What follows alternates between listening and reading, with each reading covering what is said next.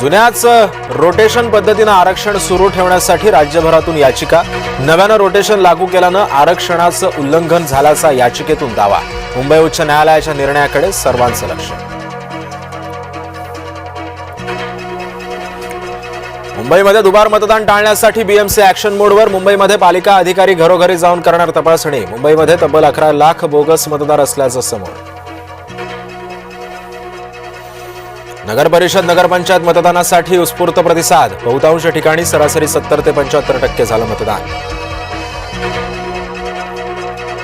निकाल लांबणीवर उमेदवार टांगणीला तर स्ट्रॉंग रूम बाहेर प्रत्येक पक्षाच्या एका प्रतिनिधीला पहाऱ्यासाठी थांबण्याची अनुमती।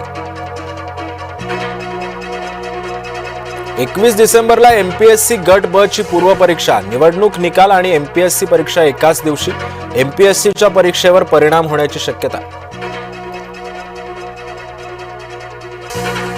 कामठी नगर परिषदेची निवडणूक रद्द करून फेरनिवडणूक घेण्याची याचिका। अनुक्रमांकामध्ये केलेल्या बदलामुळे मतदार मतदानापासून वंचित। कोर्टाच्या निर्णयाकडे सध्या सर्वांचं लक्ष।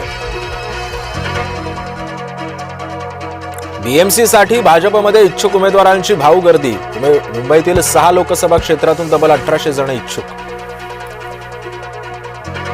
भीमा कोरेगाव आयोगासमोर उद्धव ठाकरे गैरहजर। उद्धव ठाकरेंविरोधात अटक वॉरंट काढा। प्रकाश आंबेडकरांच्या वकिलाचा भीमा कोरेगाव आयोगाकडे अर्ज। मुख्यमंत्री देवेंद्र फडणवीस आणि उपमुख्यमंत्री एकनाथ शिंदे एमएमआरडीएच्या कार्यक्रमामध्ये एकाच मंचावर येण्याची शक्यता। शिंदे उपस्थित राहणार का याकडे नजर।